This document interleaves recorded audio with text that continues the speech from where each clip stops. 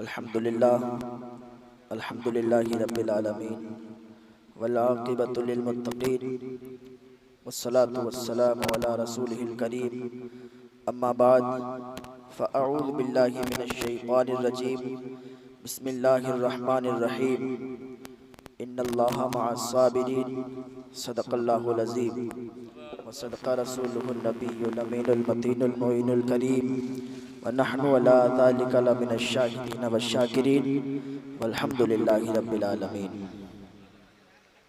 खामोश रहो। ज़्यादा नहीं, बस 30 मिनट आप लोग खामोश रहें।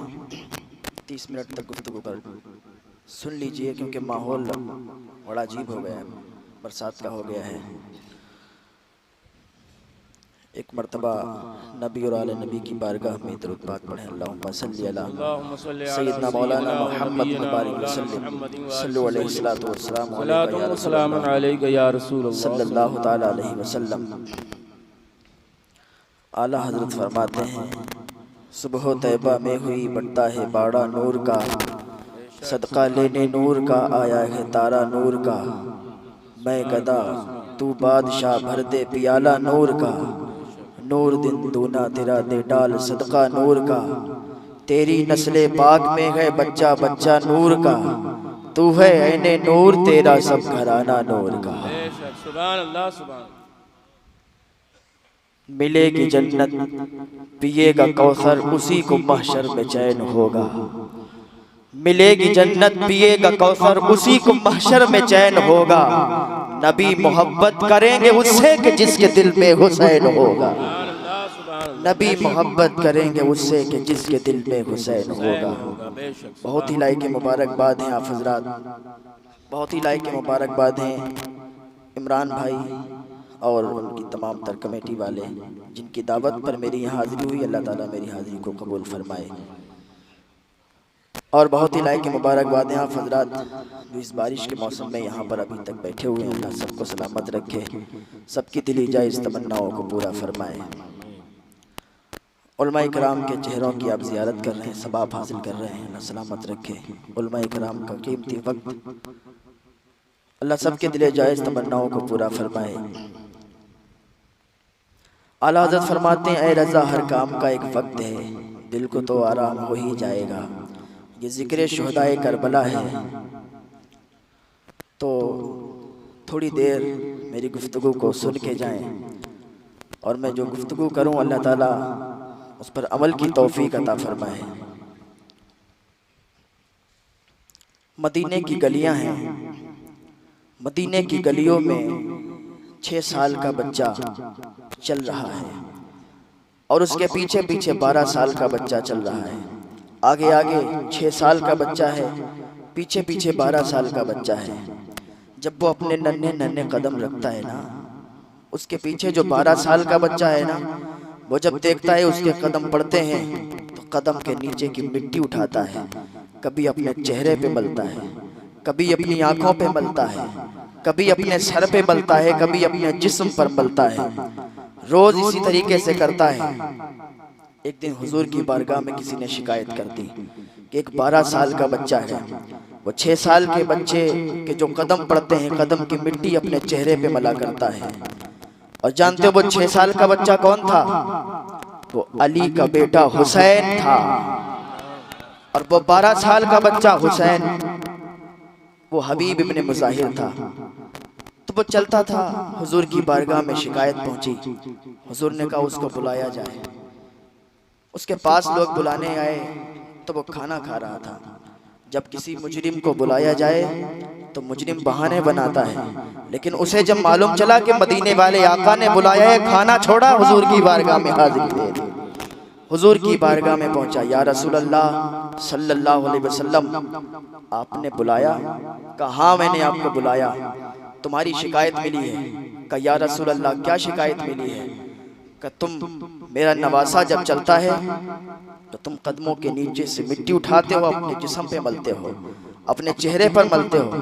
कहा हाँ। कहा तुम्हारी यही शिकायत मिली है। कहा या रसूल अल्लाह सज़ा क्या है? आप सज़ा दीजिए, मैं तैयार हूँ। आप फरमाते हैं कि ऐसा क्यों करते हो, मिट्टी उठा के क्यों लगाते हो? चेहरे पर क्यों मलते हो? तो वो कहते हैं, बड़ा ही प्यारा जुमला कहते हैं, कहा या रसूल अल्लाह, मदीने वाले हुसैन से मोहब्बत किया करते हैं, पर आपका हबीब मुजाहिर हुसैन से इश्क किया करता है। मैं हुसैन से इश्क किया करता हूँ। आका खड़े हो गए, बाजुओं को फैला दिया, कहा हबीब आजा मेरे सीने से लग जा। जैसे ही हबीब इब्ने मुजाहिर आए, आका सीने से लगाया और हुसैन का हाथ पकड़ा। हुसैन का हाथ पकड़ने के बाद हबीब इब्ने मुजाहिर का हाथ पकड़ा, आपस में मिला दिया और बारगाह इलाही में अरीजा पेश किया, मौला मैंने इन दोनों को मिला दिया है, अब कयामत तक तू इनका साथ देना और इनको कभी जुदा न करना, ये तेरा काम है। वो हुसैन है। जब बात इमाम हुसैन की चलती है तो हसन की भी हो जाए, कहते हैं या हुसैन, जरा सारे लोग मिलके कहते हैं या हुसैन।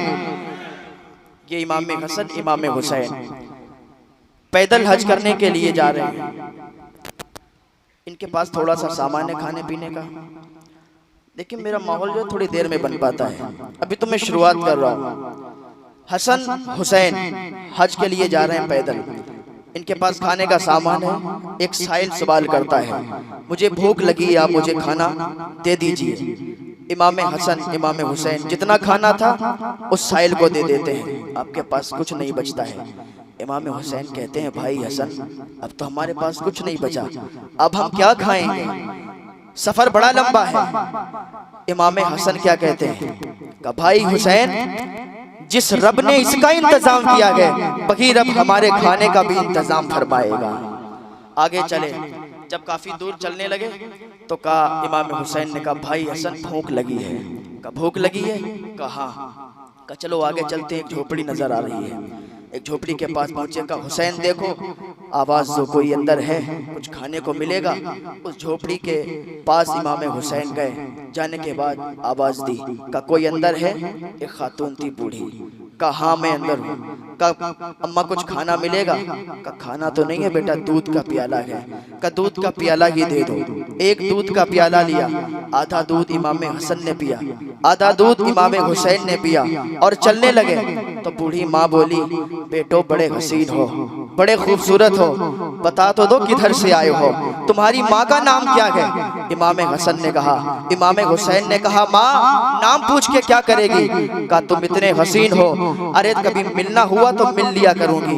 कहा माँ अगर मुलाकात करना चाहती हो ना तो मुस्तफ़ा के मदीने आ जाना, मुलाकात कर लिया करेंगे। ठीक है।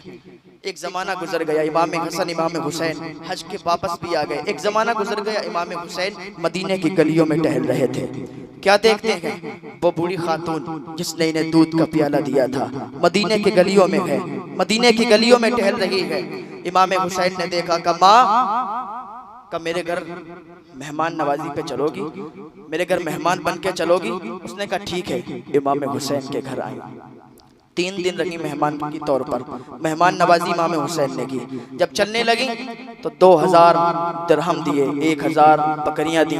और जब चलने लगी तो कहने लगी, माँ अभी रुक जाओ, मेरा भाई भी तो है, अभी ये तो मैंने आपकी मेहमान नवाजी की है, मेरा भाई भी तो बाकी है। इमाम हसन की बारगाह में ले जाती हैं। इमाम हसन कहते हैं, भाई तुमने क्या दिया? का मैंने 2000 दिरहम दिए, 1000 बकरियां दी। का ठीक है, तो मैं भी 2000 दिरहम देता हूँ, 1000 बकरियां देता हूँ। उन्होंने भी दे दिया। का बेटे ये लेके कैसे जाऊंगी, इतनी बकरियां मदीने से कैसे बाहर निकालूंगी? का मदीने से बाहर की टेंशन ना लो, हम हसन और हुसैन मदीने से बाहर छोड़ के आएंगे, तुम इनको ले जाना। का ठीक है।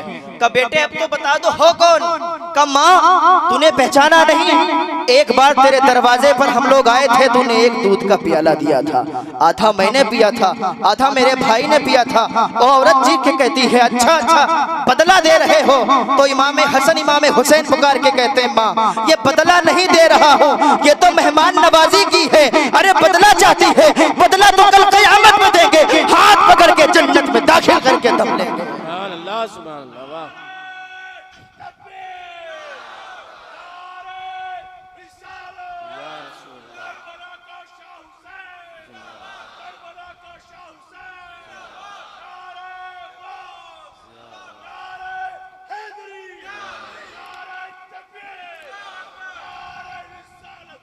और ये घराना कितना सकी है। अब जिक्र हो ही गया है तो सुनो, ये घराना इतना सखी है ना, जब कोई एक बार इनके दरवाजे पर मांगने जाता है तो इतना नवाज दिया जाता है, फिर कभी मांगने की जरूरत नहीं पड़ती है। अब बात बेटों की चल गई है तो वालिद की भी हो जाए। मैं समझता हूँ जहाँ बेटों का जिक्र हो वहाँ बाप का भी जिक्र होना चाहिए। यही मौलाए कायनात है मदीने की गलियों में। एक घर है, उस घर के दरवाजे पर बैठे हुए, सामने बैठे हुए हैं एक नौजवान, एक इंसान बैठा हुआ है। रोटी उसके हाथ में सूखी है, प्याले में पानी है, रोटी सूखी उसमें डालता है, खाता है। एक साइल आया, कहा तुम अली के दरवाजे पर बैठे हो और रोटी भिगो भिगो के सूखी खा रहे हो, अरे तुम इनके दरवाजे पर जाओ, ये इतना नवाज देंगे तुम्हें कभी मांगने की जरूरत नहीं पड़ेगी। तुम सूखी रोटी खा रहे हो, तुम्हें फिर सूखी रोटी नहीं, तुम तो लजीज खाने खाओगे, तुम घर के किसके सामने बैठे हो? उसने कहा मुझे जरूरत नहीं है, तुम जाओ मांग लो। वो साहिल जाता है मौला अली के घर के दरवाजे पर, जाने के बाद दस्तक देता है। आवाज आती है, कौन? कब मैं साहिल हूँ, सवाल कर रहा हूँ, मैं मांगने आया हूँ, मुझे अता किया जाए, मुझे खैरात दी जाए।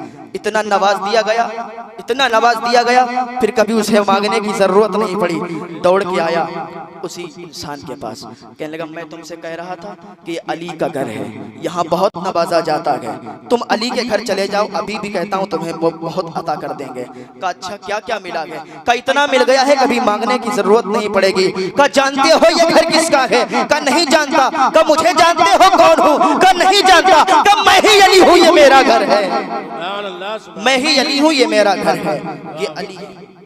और सखाबत इतनी है कि एक बार कोई मांगता है। इमाम हुसैन से हातिम ताई के पोतों ने कहा, इमाम हुसैन मेरा दादा इतना सखी था ना कि एक बार एक दरवाजे पर कोई आता था तो उसे नवाजता था, उसके 10 दरवाजे थे। मेरे दादा के दूसरे दरवाजे पर कोई आता था, फिर उसे नवाजता था, तीसरे पर आता था, चौथे पर आता, यहाँ तक के 10 पे आता था ना, वो 10 पे नवाजता था। इमाम हुसैन ने कहा ये तेरे दादा की सखाबत नहीं है। कहा कैसे? कहा सुन ले, मेरा नाना इतना सखी था, उसका टूटा हुआ घर था, एक ही दरवाजा था और कोई मांगने वाला उसी दरवाजे पर आता था, तो इतना नवाज देता था, इतना नवाज देता था, कभी मांगने की जरूरत नहीं पड़ती थी। ये अली का घर है, ये हुसैन का घर है, ये नबी के नवासे हैं, ये नबी के दामाद हैं, ये नबी का घराना है। बात चल रही थी हजरत अली की। हजरत अली रास्ते से गुजर रहे थे, 2 लोग लड़ रहे थे आपस में, ऊंट मेरा है, एक कह रहा था ऊंट मेरा है, ऊंट की खातिर लड़ रहे थे। एक कहता था ऊंट मेरा है, दूसरा कहता था ऊंट मेरा है। सामने देखा अली आ रहे हैं, का अली से फैसला करवा लेते हैं ऊंट किसका है। हजरत अली आए, कहने के अली फैसला कर दीजिए। का किस चीज का? कब मैं कहता हूँ मेरा ऊंट है, ये कहता है मेरा ऊंट है। का अच्छा तो तुम दोनों झूठे हो, सामने से हट जाओ। कहा अली इसमें से एक तो सच बोल रहा है, जिसका ऊंट था वो भी कह रहा मेरा, जिसका नहीं वो भी कह रहा मेरा। हजरत अली चलती है, कहने लगा मैं फैसला नहीं करूंगा। जिसका ऊंट था ना वो दौड़ के आया, अली नाराज नहीं होने चाहिए। कहा अली नाराज ना हो, ऊंट मेरा है। मैं आपको एक निशानी बताना चाहता हूँ। मौलाए कायनात ने फरमाया क्या निशानी बताना चाहते हो? का ऊंट को ज़िबा करो। का फिर का ऊंट को ज़िबा करने के बाद देखो उसके दिल को चीरो, उसमें जख्म होगा, उसके दिल में जख्म होगा। का अगर ऐसा ना हुआ का मैं कीमत देने के लिए तैयार हूँ। का कीमत दे दोगे? का ठीक है। बुलाया गया, एक कसाब को बुलाया गया, उसको ज़िबा किया गया। ऊंट जब ज़िबा हुआ उसके टुकड़े टुकड़े किए गए। जब दिल देखा गया तो दिल में जख्म था। का तुझे कैसे मालूम? जब दिल में जख्म था, का तुझे कैसे मालूम हुआ कि इसके दिल में जख्म है? कहा सुनो कहानी कुछ ऐसी है कि मेरा ऊंट, ये इसका एक बच्चा था, बड़ा खूबसूरत बच्चा था, उसकी तबीयत खराब हो गई। मेरी माँ ने कहा बेटे इसे जल्द ज़िबा कर दो, इसको जल्द हलाल कर दो, अगर इसको ज़िबा नहीं करोगे तो ये मर जाएगा। मैं छुरी लेके आया, मैंने अपने ऊंट को लिटाया, उसको ज़िबा करने वाला था, पीछे से मेरे बाप ने मेरे तमाचा मारा। का पागल हो गया है, ऊंट क्यों ज़िबा कर रहा है? का बाबा मैंने इसको सही से लिटाया है, छुरी भी तेज कर ली है। बाबा मैं गलती क्या कर रहा हूँ, जायज तरीके से हलाल कर रहा हूँ। का तेरी गलती नहीं है, इसके सामने इसका ऊंट खड़ा हुआ है, इसके सामने ऊंट खड़ा हुआ है, उसी के सामने उसके बच्चे को ज़िबा करने जा रहा है। कहा बाबा ये मेरी गलती है। कहा मेरे बाप ने कहा तुझे मालूम है ये ऊंट जो खड़ा हुआ है इसके देख आंखों में खून के आंसू हैं। कहा बाबा ये कैसे? कहा इसके सामने तो इसके बच्चे को ज़िबा कर रहा है, इसका दिल जख्मी हो गया है, इसके दिल में छाले बन के फूटे हैं और वही आंखों की राह से निकल रहे हैं, वही खून टपक रहा है। का मुझे मालूम था, तब से मुझे मालूम था कि मेरा ऊंट जख्मी हो गया है, उसका दिल जख्मी है। अली चीख के बोले कोई मेरे हुसैन को बुला दे, कोई मेरे हुसैन को बुला दे। लोगों ने इमाम हुसैन को बुलाया, इमाम हुसैन आ गए, अली ने सीने से लगा लिया और कहा अली ने कहा कि हुसैन मैं तुमसे एक वादा लेना चाहता हूँ, मैंने आज तक तुमसे कुछ नहीं मांगा है, आज मांगना चाहता हूँ, दोगे? इमाम हुसैन कहते हैं बाबा मांग के तो देखो, एक बार मांग के तो देखो, मैं तैयार हूँ, जो चाहोगे मैं दे दूंगा। का अली अपनी कमीज को उठाओ। अली ने अपनी कमीज को उठाया, हजरत हुसैन ने अपनी कमीज को उठाया, अली ने पेट को चूमा, सीनों को चूमा, चूमने लगे, गले से लगा लिया, रोने लगे। लोगों ने कहा अली तुम तो फैसला ऊंट का कर रहे थे, ये तुम हुसैन को बुला के सीना चूम के पेट चूम के रो क्यों रहे हो? क्या ऊंट का फैसला नहीं करना है? का जालिमो ऊंट का फैसला करता हूँ, लेकिन सुनो ये एक ऊंट इसके सामने ज़िबा हुआ तो इसके बच्चे का दिल, इसके बच्चे जब इसके सामने बच्चा ज़िबा हुआ तो ऊंट का दिल जख्मी हो गया और मेरा हुसैन 72 करबला में 71 लाशों को उठा के खेमे तक लाएगा, उसका दिल कैसा जख्मी हो जाएगा, उसका दिल कैसा छलनी हो जाएगा। कल सीने लगाने वाला, कल गले लगाने वाला अली मौजूद नहीं होगा, इसलिए अली आज गले लगा रहा है और अपने कलेजे को ठंडक पहुंचा रहा है। नारे तकबीर, नारे तकबीर, नारे रिसालत, शहीद आजम गौसुल वरा कॉन्फ्रेंस, नारे तकबीर, नारे रिसालत। ये अली का घराना है, ये हुसैन का घराना है। हुसैन कल भी जिंदा था, हुसैन आज भी जिंदा है और सुबह कयामत तक हुसैन जिंदा रहेगा। आओ मैं बताता हूँ कैसे। एक सैयद साहब थे, उनके पड़ोस में एक यहूदी रहा करता था। सैयद साहब जब मुहर्रम का दिन आता था तो बहुत ज़्यादा लुटाते थे, बहुत ज़्यादा लंगर कराते थे, बहुत ज़्यादा गरीबों को खिलाते थे। लाइन लगी रहती थी उनके घर के सामने, यहूदी देखा करता था, कहता था सैयद साहब लोग अलग तरीके से मुहर्रम मनाते हैं, तुम अलग तरीके से मनाते हो, बात क्या है? का मेरे घर में कोई औलाद नहीं हो रही थी, मेरे घर में कोई बच्चा नहीं था, लेकिन मैंने करबला के सरदार, मैंने करबला के ताजदार का वसीला लिया, इमाम हुसैन का वसीला लिया, मेरे यहाँ बेटा पैदा हुआ, मैं उसी खुशी में आज लंगर लुटाता हूँ, पूरे मुहर्रम गरीबों को खिलाता हूँ, लोगों की लाइन लगी रहती है। उस यहूदी का दिल बदला, उसने कहा ए सैयद साहब मेरे घर में भी कोई औलाद नहीं है, अगर मैं हुसैन का वसीला लूं, मैं करबला के ताजदार का वसीला लूं, क्या मेरे घर में भी बच्चा हो सकता है? सैयद साहब ने कहा दिल पाक होना चाहिए, रूह पाक होना चाहिए, सच्चे दिल से तुम वसीला दे के देखो, हो सकता है तुम्हारे घर में भी बच्चा आ जाए। उस यहूदी ने कहा ठीक है। वो घर पे गया और उसने अपनी बीबी से कहा, उसकी बीबी तैयार हुई, नहाई, पाक साफ होके दोनों मुसल्ले पे बैठे और दोनों ने ताजदार करबला का वसीला लिया और कहा ए ताजदार करबला, ए इमाम हुसैन, आपके वसीले से आज औलाद मांग रहा हूँ। उन्होंने औलाद मांगी, 9 महीने हुए, 9 महीने के बाद उनके यहाँ एक बच्चे की पैदाइश हुई। उस यहूदी के यहाँ एक बेटी पैदा हुई, इतनी हसीन और जमील, बहुत खूबसूरत बेटी पैदा हुई। बेटी जवान होती रही, उसके चर्चे शहर में होते रहे कि उस यहूदी की बेटी बड़ा खूबसूरत है, बड़ा हसीन और जमील है। उसका नाम लैला रखा गया था। लैला उस टाइम का एक राजा था, उसका एक बेटा था, उसने लैला को पसंद कर लिया और कब मैं अगर शादी करूंगा तो लैला से ही करूंगा। अपनी माँ को बुलाया, कब माँ मेरा रिश्ता लेके जा, यहूदी से कहना कि मेरा बेटा उससे शादी करेगा। जब गई यहूदी के यहाँ पुरानी, जाने के बाद कहा मेरा बेटा तेरी बेटी से शादी करना चाहता है। यहूदी ने कहा हम किसी राजा महाराजा के यहाँ, किसी रानी के यहाँ अपनी बेटी की शादी नहीं करेंगे। कहा अच्छा। उसकी माँ लौट आई, उसने कहा माँ अगर कुछ भी हो जाए शादी तो मैं वहीं करूँगा। वो जिद्दी था, उसने कहा ठीक है। इधर यहूदी ने एक रिश्ता तलाश किया, शादी कर दी, डोली में विदाई कर दी लड़की की। लड़की जा रही थी वापस अपने घर, बाराती भी जा रहे थे। इसने क्या किया, जो राजा का बेटा था, इसने कुछ डाकुओं के साथ मिलकर बारात पर हमला कर दिया। बाराती सब बारातियों को कत्ल कर दिया, दूल्हे को भी कत्ल कर दिया। लड़की चीखने लगी, लड़की रोने लगी।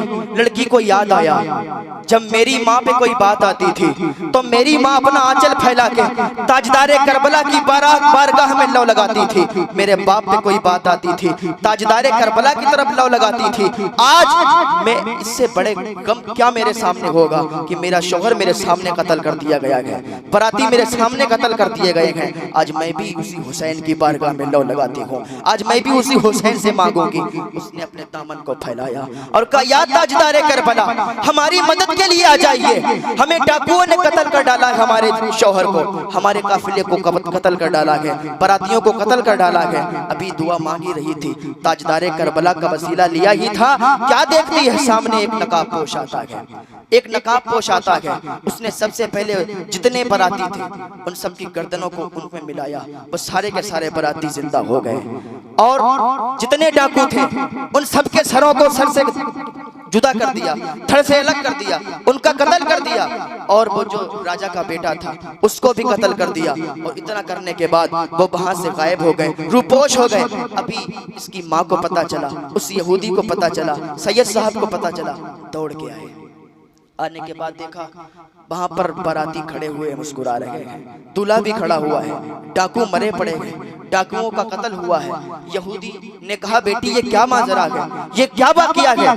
हमें तो कुछ और मालूम चला था कि बाराती कत्ल कर दिए गए हैं, दूल्हा भी कत्ल कर दिया गया है, यहाँ ये क्या हो गया है? बेटी पुकार के कहती है, बाबा तुम्हें मालूम नहीं है, मैंने ताजदारे करबला की बारगाह में लौ लगाई थी, एक नकाब पोश आया, उसने सब कुछ कर दिया, दूल्हे को भी जिंदा कर दिया, डाकुओं को भी कत्ल कर दिया। बाबा वो ताजदारे करबला का वसीला लिया था। जैसे इतना कहना था, उसकी माँ पुकार उठी, कहा तुझे मालूम नहीं है वो हुसैन कल भी जिंदा था, हुसैन आज भी जिंदा है, सुबह क़यामत तक हुसैन जिंदा है। अल्लाह सुभान अल्लाह।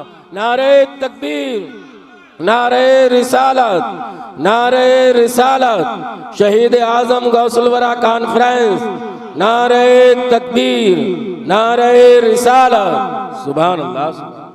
और ये करबला की तारीख ऐसी है ना, इसको जब बयान किया जाए तो आंखों से आंसू नहीं रुकते हैं।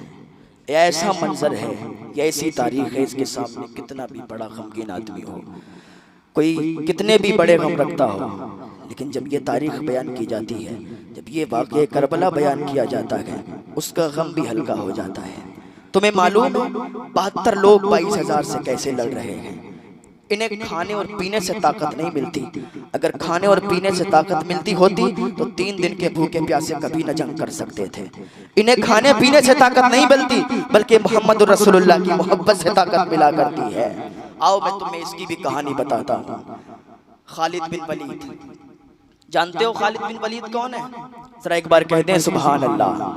खालिद बिन वलीद का लश्कर था 13,000 का, सामने थे 60,000। मैं ये बताने लगा हूँ कि खाने और पीने से ताकत नहीं मिलती, मोहम्मद रसूलुल्लाह सल्लल्लाहु अलैहि वसल्लम से मोहब्बत की बुनियाद पर ताकत मिला करती है। 303 ये 13,000 का लश्कर, उधर 60,000 मुकाबले के लिए तैयार हैं। खालिद बिन वलीद सिपह सालार हैं। एक आदमी खड़ा होता है, कहने लगता है कि ये 13,000 का लश्कर है, 60,000 से कैसे मुकाबला करेगा? दूसरा खड़ा होता है, कहते हैं भूल गए हम रसूलुल्लाह के दीवाने हैं, हम रसूलुल्लाह से मोहब्बत करने वाले हैं। ये 13,000 है तो क्या हुआ, हम 13 नहीं बल्कि 10,000 लड़ने के लिए जाएंगे। दूसरा खड़ा हुआ, इनकी ईमान की पुख्तगी देखिए। दूसरा खड़ा हुआ, का 10,000 नहीं सिर्फ 5,000 जाएंगे, 60,000 के मुकाबले में सिर्फ 5,000 जाएंगे। तीसरा खड़ा हुआ, का इतनी भी औकात नहीं इनकी, हम 5,000 भी नहीं जाएंगे, हम सिर्फ 1,000 जाएंगे। 60,000 के मुकाबले में 1,000 जाएंगे। लोगों ने कहा खालिद बिन वलीद तुम बताओ कितने लोग जाएं? खालिद बिन वलीद ने कहा सिर्फ न 1,000 जाएंगे, न 10,000 जाएंगे, न 13 जाएंगे, बल्कि 60,000 के मुकाबले में सिर्फ 60 मुसलमान जाएंगे। देखें अब एक खड़ा हुआ, कहने लगा खालिद बिन वलीद सिपह सालार हो तो क्या हुआ, तुम्हारा फैसला हम मान लेंगे, 60 मुसलमान 60,000 का मुकाबला कर लेंगे। पागल हो गए। खालिद बिन वलीद ने पता क्या कहा, अरे तू 60 की बातें करता है, तन्हा अगर खालिद इनके मैदान में उतर जाए तो इनकी गर्दनें होगी, खालिद की तलवार होगी, और तन्हा 60,000 को भगाने के लिए खालिद काफी है। फैसला हो गया कि 60 मुसलमान जाएंगे। सबने कहा ठीक है, सब मुत्तफिक हो गए। अब 60,000 के मुकाबले में 60 मुसलमान तैयार हो गए, 60 मुसलमान जाने लगे। अब लोग देख रहे थे, वो हंस रहे थे, उधर का लश्कर हंस रहा था कि देखो खालिद बिन वलीद आ रहे हैं, अब सुलह कर लेंगे, ये जंग नहीं कर सकते, ये सुलह करने के लिए आ रहे हैं। अब करीब आ गए, कहा खालिद सुलह करने के लिए आए हो? कहा नहीं नहीं, सुलह करने के लिए नहीं आया हो, जंग करने के लिए आया हो, जंग लड़ने के लिए आया हो, तैयार हो जाओ।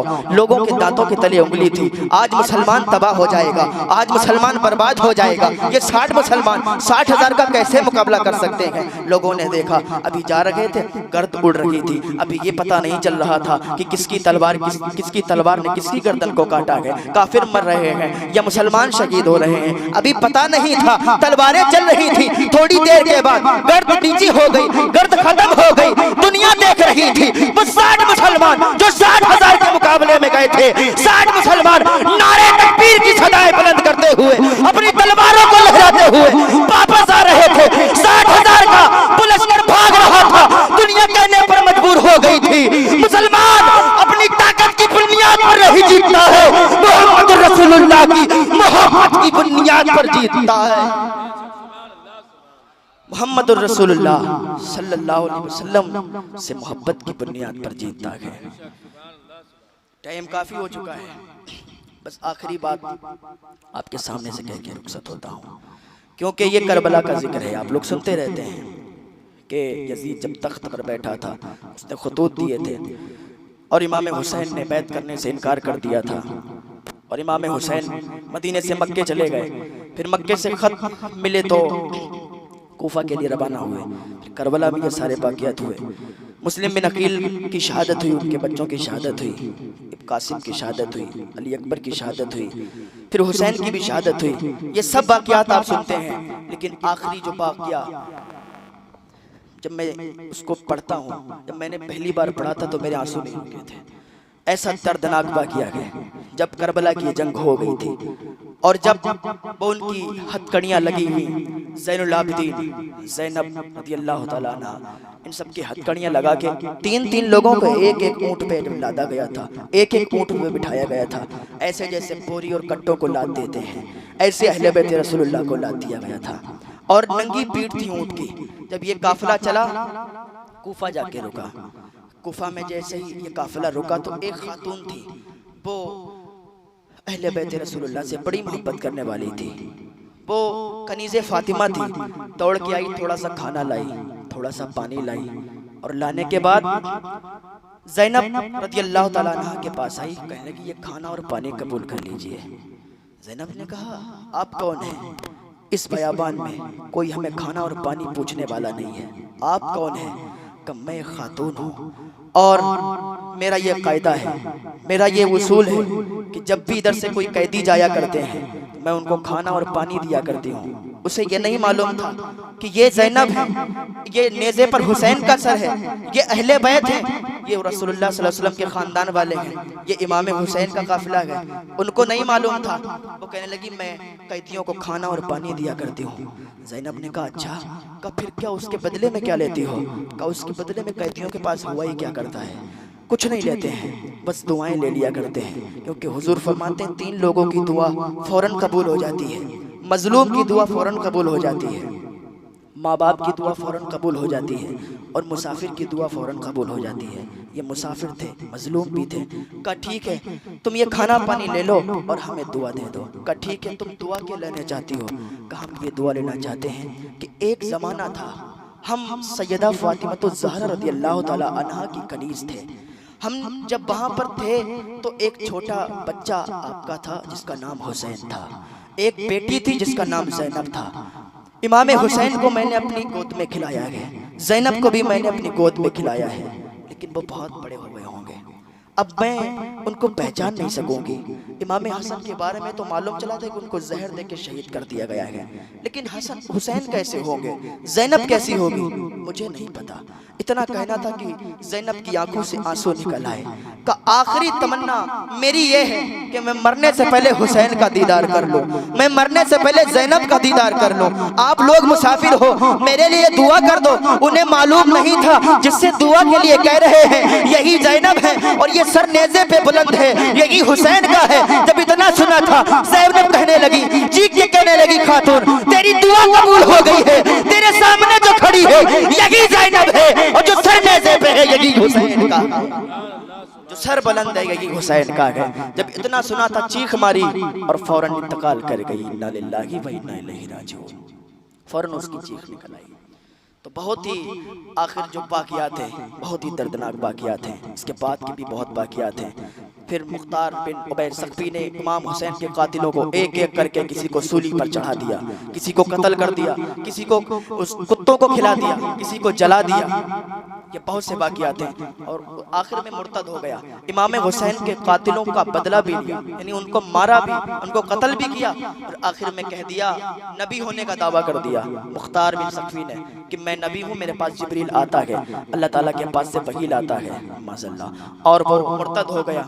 और हुसैन के कातिलों को तो उसने पहले ही मार डाला था, लेकिन वो भी फिन्नार हो गया। तो अल्लाह ताला की बारगाह में दुआ, अल्लाह नेक अमल की तौफीक अता फरमाए, अल्लाह गुनाहों से बचने की तौफीक अता फरमाए। आखिरी बात कह के गुजरता हूँ, ये जिक्र की महफिल, आप लोग जिक्र में आए हो, यहाँ पर इमाम हुसैन भी आए हुए हैं, यहाँ पर वलियों के सरदार भी आए हुए हैं, यहाँ पर नबी आए हुए हैं, और आपको देख रहे हैं, आपकी बज़्म को समात कर रहे हैं। पता कैसे? एक खातून थी, उसने सुना कि खलीफा बगदाद ने एक जिक्र की महफिल सजाई है। बूढ़ी खातून थी, गरीब खातून थी, जाने लगी हुजूर की महफिल सुनने के लिए। दरवाजे पर पहुंची तो उसने अंदर जाने की एंट्री चाहिए, अंदर जाने के लिए कहा तो दरबान ने रोक लिया। कहा कहाँ जा रही हो? कहा अंदर जाना चाहते हैं। कहा अंदर नहीं जा सकती। कहा क्यों? कहा तुम्हारे पास कोई कार्ड है, कोई इन्विटेशन कार्ड है, कोई तुम्हारे पास दावतनामा है? उसने कहा नहीं नहीं, मैं गरीब हूँ, मुझे कौन दावतनामा देता है। कहा तो फिर अंदर नहीं जा सकती। कहा अच्छा, का बस हम आपका कुछ खाएंगे नहीं, कुछ पिएंगे नहीं, हम तो हुजूर का जिक्र सुनेंगे, और हुजूर का जिक्र सुनने के बाद वापस चले जाएंगे। कहा नहीं, यहाँ पर सिर्फ मालदार लोग आ रहे हैं, गरीबों का कोई काम नहीं है, या तो तुम्हारे पास दावतनामा हो। उसने कहा दावतनामा नहीं है। उसने अंदर जाने की जबरदस्ती की, दरबान ने पेट पे लात मार दी। जब पेट पे लात मारी, औरत जमीन पर गिर गई, और जब जमीन पर गिरी ना तो उसकी चीख निकल गई। उसके साथ उसकी छोटी बेटी थी। उसने अपनी माँ से कहा, माँ तुम चिंता क्यों करते हो, तुम रोती क्यों हो, घबराती क्यों हो? ये दुनिया वाले हमारे नहीं हो सकते तो क्या मदीने वाला तो हमारा है, मदीने वाला तो हमारा है। माँ हमारा टूटा ही घर सही तो क्या, छप्पर ही सही तो क्या। माँ अपने घर पे चलते हैं, एक थोड़ी सी जगह को साफ करते हैं, साफ करने के बाद वहाँ बैठते हैं। हम नबी की नाते पढ़ेंगे, तुम सुभान अल्लाह कहना। जब तुम नबी की नाते पढ़ोगी तो हम सुभान अल्लाह कहेंगे। ये माँ और बेटी घर पे गए, थोड़ी सी जगह को साफ किया, और साफ करने के बाद वहाँ पर हुजूर का जिक्र करने लगे, हुजूर की बातें करने लगे, हुजूर की नातें पढ़ने लगे। थोड़ी देर के बाद माँ ने कहा, बेटी मुझे ताज़ा वुज़ू बनाना है, ताज़ा वुज़ू बनाने के लिए मुझे पानी की ज़रूरत है। उसकी बेटी दौड़ के गई, जैसे ही दरवाज़ा खोला उसने कहा अभी लाते हैं पानी। दरवाज़ा खोला तो उसकी चीख निकल गई। कहा माँ देखो कोई आया है। कहा हमारे घर में इतने वक्त कौन आता है, हमें तो अपने घर में भी कोई दाखिल नहीं करता। कहा माँ देखो तो सही कोई आया है, इसका चेहरा नूरानी है, इसका जलवा नूरानी है, इसके कपड़े नूरानी है, माँ देखो तो सही कोई आया है। माँ, उसकी माँ भागती हुई आई। कहा हमारे दरवाजे पर कौन आता है? जैसे ही उसने दरवाजा खोला उसकी भी चीख निकल गई। कहा या मेरे पीरा, या मेरे मीरा, आप हमारे दरवाजे पे कैसे आए हैं? आना तो बड़ी बात है, दहलीज को क्यों चूम रहे हो? गौसे पाक ने फरमाया था, अरे तेरी दहलीज को नहीं चूम रहा हूँ खातून, तुझे मालूम नहीं है मैं उस दहलीज को चूम रहा हूँ। मैंने अभी हसनैन के नाना को आते देखा है, मैंने अभी हसनैन के नाना को आते देखा है। जिक्र छोटा हो या बड़ा हो, हुजूर की महफिल हो तो हुजूर खुद आते हैं। अगर कोई हुजूर को दिल से पुकारता है, हुजूर उसके टूटी हुई सदाओं को भी सुनते हैं, हुजूर उसके टूटे हुए छप्परों में भी आते हैं। अल्लाह की बारगाह में दुआ है, अल्लाह नेक अमल की तौफीक अता फरमाए।